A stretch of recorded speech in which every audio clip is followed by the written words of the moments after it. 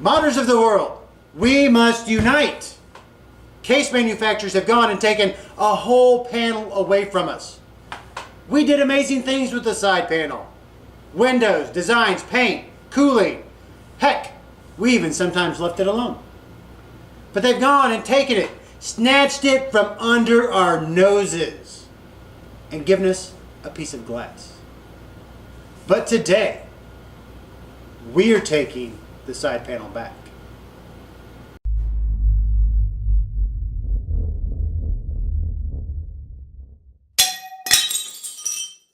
Okay, that might have been a bit overdramatic, but it's kind of true. We've lost a whole panel that we used to use to add to our mod. Now, don't get me wrong, I like tempered glass. It looks great, it shows off the hardware, but really all it adds to the mod is something more to clean. So today, with a bit of inspiration from a recent article from Dave Alcock, we're going to etch our tempered glass panel. And seeing as how this is an Nvidia themed build and GeForce Garage was awesome enough to hook me up with a 1070 for it, we're going to put the GeForce Garage logo right across the side. So I guess let's get into it. I think I've got everything together that we're going to need to etch this panel. So I'm just going to run through it all real quick. Obviously I've got the panel. I've got an etching cream. I got this at my local hobby shop.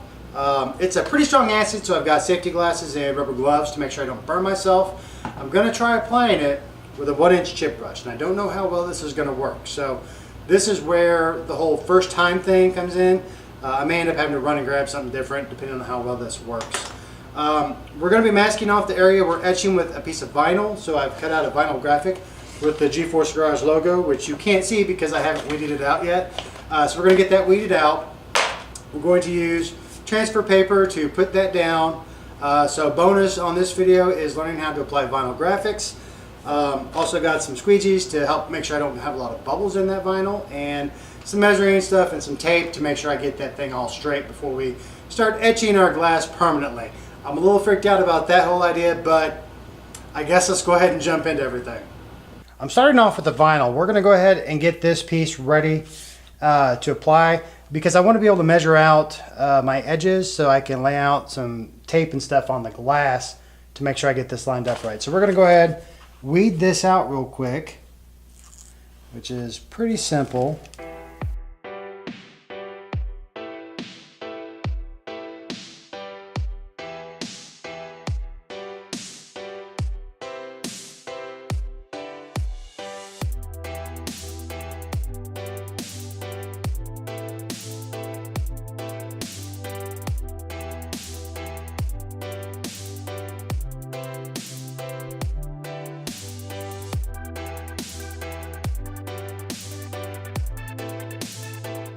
So you're probably thinking, Dave, this is all fine and dandy, but where am I supposed to get a piece of vinyl cut? You know, I don't have access to a plotter or this or that. Well, luckily there are some options. You can actually draw out your own design and cut it on vinyl if you're that good of an artist. I'm not.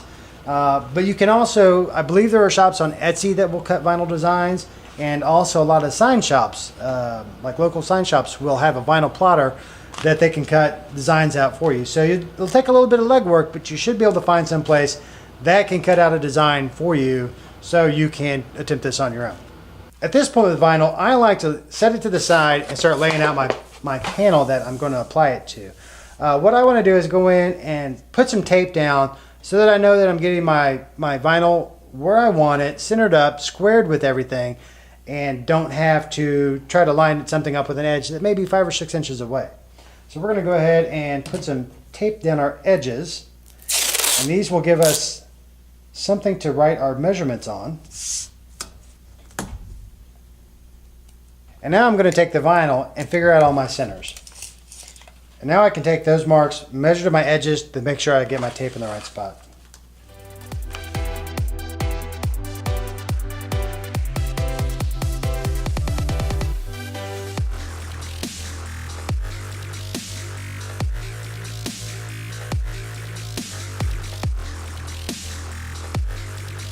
So now we can take our transfer paper and stick that to our vinyl, and what that's going to do is it's clear enough that I can see through it so I can place it, and it's got a nice grid on it so it helps me align everything up. We can pull this off backwards with the sticky side down, put that onto our panel, mash it down, and we should be good to go.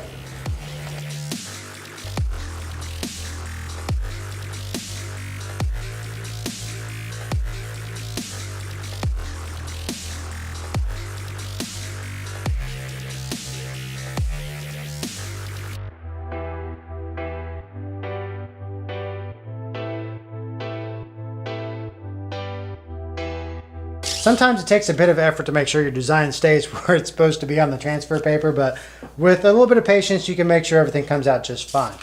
Now we're ready to stick this onto our panel. We're going to go in and use a little bit of glass cleaner to make sure we get all our fingerprints and stuff off of here and there's no contaminant, so we get a nice clean seal on everything. Now we're ready to stick our design down.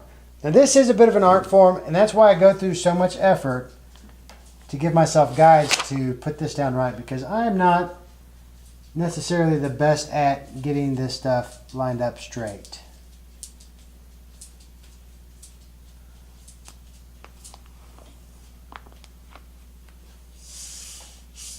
And we're just going to smooth it down and try to work towards the edge that isn't down already to hopefully keep some of the air bubbles out.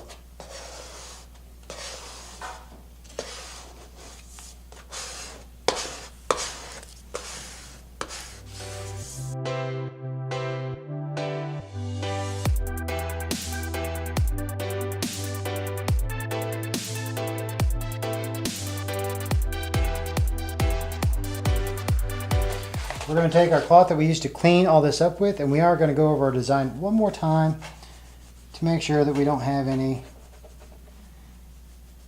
imperfections and whatnot on there.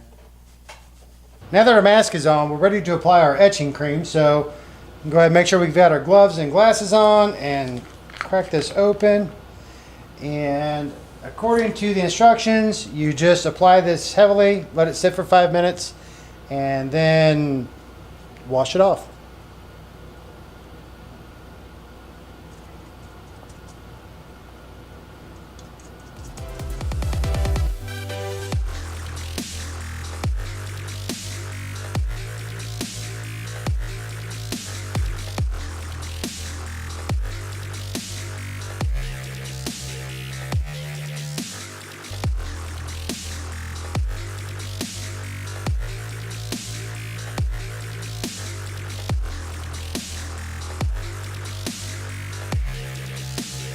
And there you go, a super easy way to add some style to your tempered glass side panel.